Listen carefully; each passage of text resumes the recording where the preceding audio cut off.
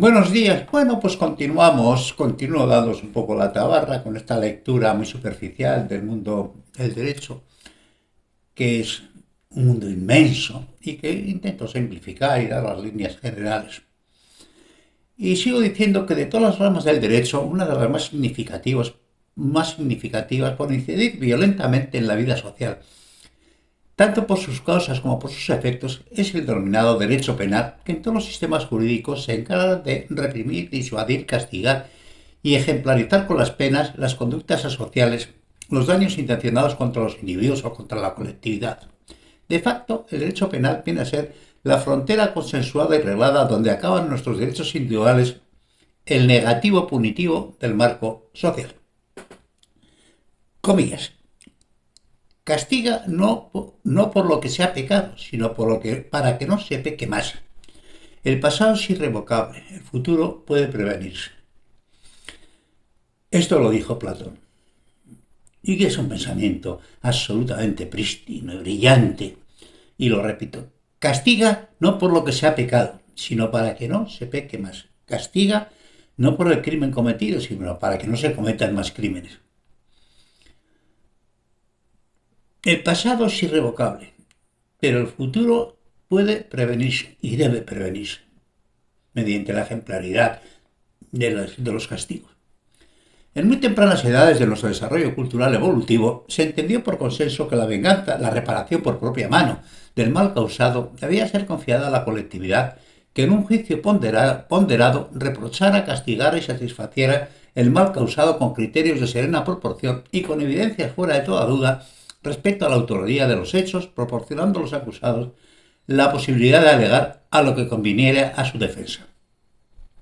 Estos han sido los grandes caballos de batalla que la humanidad ha ido trabajosamente articulando a lo largo de los tiempos. Por una parte, la no discrecionalidad de la justicia, es decir, que no quede en manos de los poderosos o del Estado la tipificación de lo que es un objeto de proceso penal en un momento dado, para evitar el abuso o el uso como arma partidista del brazo más poderoso de la sociedad en beneficio de una parte, o en la consolidación formal de injustificados privilegios, protegiéndose de esta situación mediante códigos donde se explicitara claramente los delitos y sus penas correspondientes, con una doble vertiente garantista, una consagrando la igualdad de todos ante la ley y la otra la imposibilidad de ser delito el ejercicio de los derechos inherentes al ser humano, que en términos generales son los recogidos en el derecho natural y la Declaración Universal de los Derechos Humanos. Sin embargo, cuando el Estado decide actuar contra un ciudadano, por eso que llaman razón de Estado, la teoría formal desaparece y empieza la tiranía,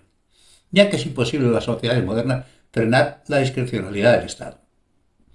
Es prácticamente imposible a lo largo de toda la historia. El Estado ha sido la gran capa contra todos los crímenes que los poderosos han querido cometer. Y sigue siendo. Y sigue siendo. Y bueno, y por otra parte, proporcionar a los presuntos autores de un delito las máximas garantías procesales recogidas conceptualmente en dos pensamientos que debieran de ser de carácter universal. El principio de presunción de inocencia, según el cual todo el mundo es inocente mientras no se demuestre lo contrario, siendo obligación de la acusación la prueba fuera de toda duda del delito cometido, y lo ya recogido en el derecho romano, la no existencia de delito si no existe ley que lo tipifique. Nulla in crimen, nulla pena sine previa lege. Más un principio de compasión según el cual en la duda siempre a favor del reo. Indubida pro reo. Por supuesto, queda totalmente excluida la obtención de pruebas mediante la tortura. No ha sido así a lo largo de la historia. Y en nosotros mismos, en el siglo en el que estamos viviendo, en el siglo que acabamos de pasar, bueno, nosotros sabemos los interrogatorios con el tema del terrorismo, que es difícil, por otra parte, no entenderlos, ¿verdad? Es difícil no entenderlos cuando el crimen campea por las sociedades. Pero no puede ser. Sin embargo, estos reconocidos preclaros humanistas, los comunistas, anarquistas, sindicalistas y socialistas españoles de la preguerra civil española, con partidos políticos que tenían cárceles propias, checas, solo en Madrid 345. Estos preclaros humanistas, los partidos políticos tenían cárceles propias, 345 cárceles propias.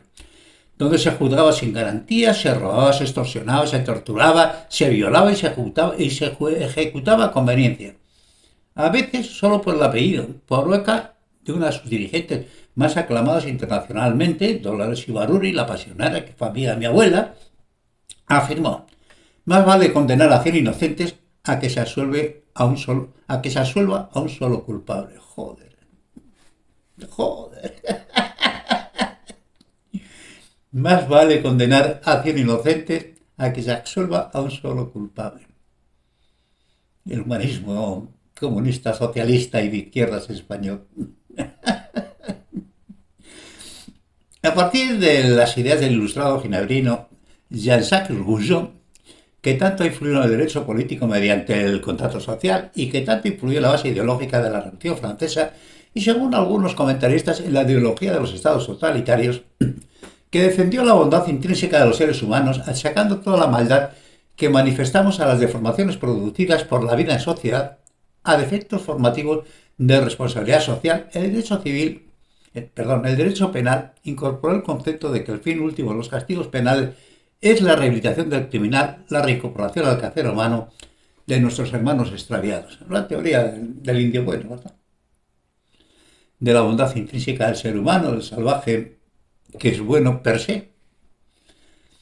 Termina de configurar, es un disparate, es un disparate, pero ha influido muchísimo en todo el mundo del derecho. Termina de configurar el panorama conceptual máximo de la justicia penal la idea recogida, de hecho, en todas las sociedades modernas, de que es preferible 100 culpables en libertad que un solo inocente sin libertad. Y ante la falibilidad del juicio humano evidenciado hasta la saciedad por muchas documentadas sentencias injustas, la prohibición de la pena de muerte, por su imposible reparación y por su inmoralidad, de base al disponer de un bien sobre cuya disposición nadie puede legislar ni disponer, olvidándose compasivamente que muchos criminales han dispuesto ferozmente y sin ninguna garantía de vidas ajenas, y que también la libertad pertenece al mismo género de bienes fundamentales, y sin embargo se dispone legislativamente de ellas, y muchas veces con manifiesta injusticia, con el castigo previo de las prisiones preventivas que dictamina un supuesto de culpabilidad antes de ser enjuiciados los hechos, y en ocasiones, en muchas, con un exceso de discrecionalidad muy mal fundamentada. Muy mal fundamentada la prisión preventiva para obligar a que confiese. ¿Hablamos de eso? No, no merece la pena. No merece la pena, ¿sabéis? Sabéis los que estáis en ese mundo, sabéis la injusticia con la que funciona este tipo de cosas. La lógica del ojo por ojo, atribuida tradicionalmente a las culturas de procedencia bíblica, que fue donde con palabras se expresó, pero cuyo espíritu y práctica fue y sigue siendo universal, ha sido conceptualmente superada, y la lógica subyacente de dejar en manos públicas las venganzas privadas ha sido también trascendida, ya que una vez cometido el delito, parecen desaparecer las víctimas del mismo, y que sobre la disposición y administración de culpables y de castigo no existe otra voz que la de los órganos de justicia, y de facto olvidándose que representan solo la administración delegada en el castigo de un acto delictivo cuya auténtica titularidad pertenece a la víctima. La víctima debe tener la información y la capacidad de influir en el desarrollo del castigo penal a los criminales que han cometido actos penales en su contra. Tienden los órganos de la justicia, a ejemplo de muchos otros órganos de los estados en sus respectivos campos, a apropiarse del acto juzgado, olvidándose que su auténtica obligación es un juicio de equidad entre los intereses en litigio y el castigo y reparación del mal causado, y tiende también a hacer prevalecer la lógica jurídica frente a la lógica más evidente. Cuando la lógica jurídica y la lógica más evidente se distancian, mala cosa. Mala cosa. Mala cosa. La justicia y los fallos de la justicia tienen que ser perfectamente entendibles y asumibles por el cuerpo social. No os lo olvidéis. El sistema chirría por todos sus lados. No funciona ni en los sistemas más avanzados ni en los sistemas más atrasados. Es injusto con las víctimas y con los culpables. Está colapsado los tribunales. Las cárceles son siempre insuficientes y en una gran parte del mundo las cárceles son inhumanas.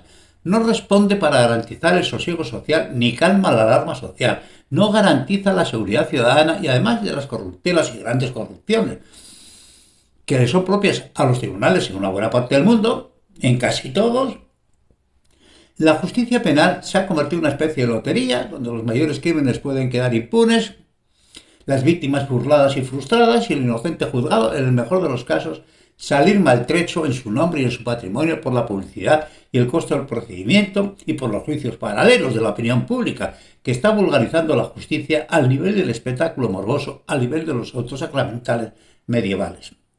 ¿Lo veis? ¿Lo veis cuando los periodistas se lanzan como fieras y crean culpables? Esto a base de escribir, obedeciendo órdenes de partido, obedeciendo órdenes de los poderosos, hay que destruir, maná, jauría de perros ladradores que reacciona a la voz de su amo.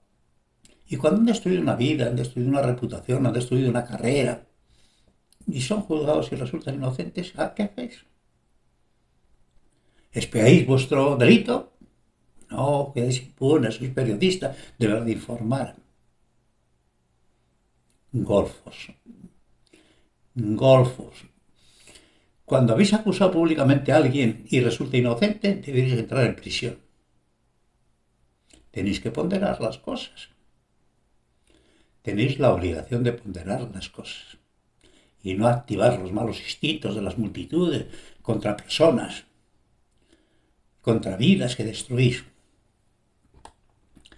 Es manifiesta la inmoralidad de base que a estas alturas del desarrollo del pensamiento moral relacional, muchos estados continúan persiguiendo como delitos el ejercicio de derechos reconocidos en el derecho natural y la Declaración Universal de Derechos Humanos. Como es manifiesta la inmoralidad de base que tales estados puedan ser reconocidos como tales y admitidos en la comunidad internacional. Joder, habrá que plantarse y decir, si nosotros no estáis dentro de la familia humana como tiene que estar la familia humana, no os queremos con nosotros. A ver quién se atreverá. Y es manifiesta la inmoralidad de base en que en estos momentos del desarrollo del pensamiento moral relacional, un individuo pueda ser enfrentado a la cara más amarga de la acción pública, el sistema penal, sin contar con las más evidentes y reconocidas garantías procesales.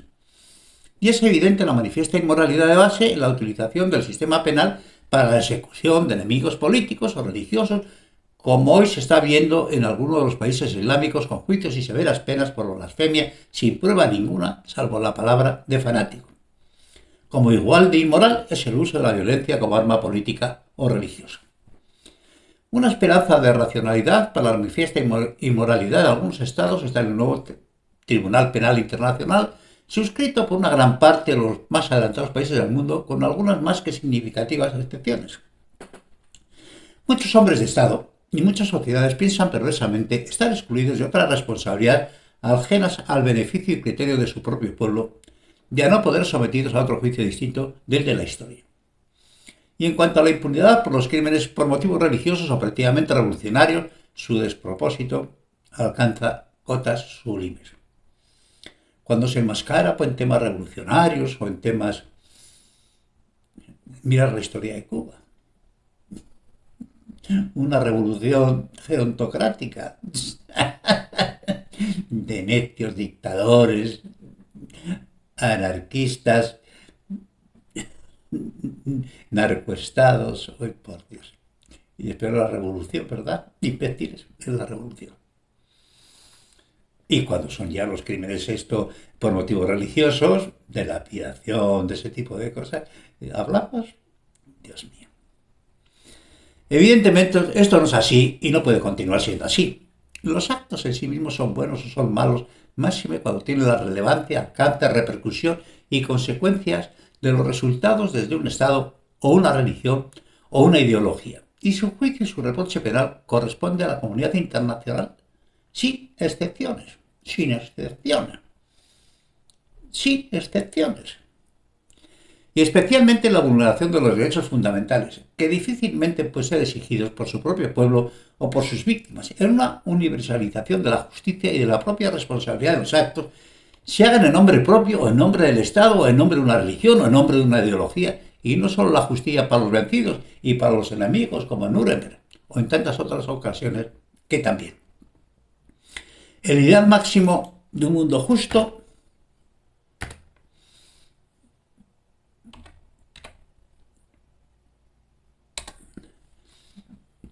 repito, el ideal máximo para un mundo justo es la inexistencia de espacios de impunidad para nadie.